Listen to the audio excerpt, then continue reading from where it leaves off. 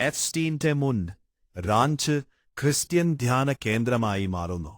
ലൈംഗിക കുറ്റവാളി ജെഫ്രി എഫ്സ്റ്റീന്റെ ഉടമസ്ഥതയുള്ള ഒരു റാഞ്ച് ടെക്സാസിലെ ഒരു രാഷ്ട്രീയക്കാരൻ വാങ്ങി അതൊരു ക്രിസ്ത്യൻ ധ്യാന കേന്ദ്രമാക്കി മാറ്റാൻ പദ്ധതിയിട്ടതായി പറഞ്ഞു. ടെക്സാസ് കംട്രോളറിലെ റിപ്പബ്ലിക്കൻ സ്ഥാനാർത്ഥിയായ ഡോൺ ഹഫാൻഡ് 2024 70,000 ഏക്കർ വിസ്തൃതിയുള്ള റാഞ്ച് വാങ്ങിയതായി റിപ്പോർട്ടുണ്ട്. ലൈംഗിക അതിക്രമങ്ങൾ നടന്നതായി മുമ്പ് ഈ സ്വത്തിനെതിരെ ആരോപണങ്ങൾ ഉയർന്നിരുന്നു.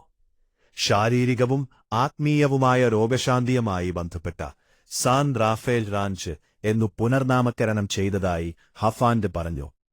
ഒരിക്കൽ ശത്രു തിന്മയ്ക്കായി ഉദ്ദേശിച്ചത് ദൈവത്തിന് നന്മയായി വീണ്ടെടുക്കാൻ കഴിയും, അദ്ദേഹം എക്സിലെ പോസ്റ്റിൽ എഴുതി. അധികാരികളുമായി സഹകരിക്കാൻ തയ്യാറാണെന്നും ഏത് അന്വേഷണത്തിനും സ്വത്തിൽ പ്രവേശനം അനുവദിക്കുമെന്നും അദ്ദേഹം കൂട്ടിച്ചേർത്തു. ന്യൂ മെക്സിക്കോ പ്രതിനിധി മെലാനി സ്റ്റാൻസ്ബെറി വിൽപ്പന സ്ഥിരീകരിച്ചു. അദ്ദേഹത്തിന്റെ ഭാര്യ ട്രസ്റ്റിയായിരുന്ന ഒരു LLC വഴിയാണ് ഇത് വാങ്ങിയത്.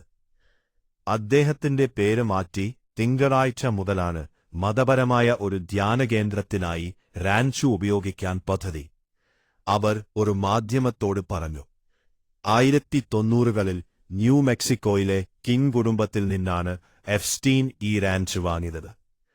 ആഡംബര സൗധം, വിശാലമായ തോട്ടം, സൗകര്യപ്രദമായ സ്വകാര്യ വസതി എന്നിവ ഈ റാഞ്ചിന്റെ പ്രത്യേകതയാണ്.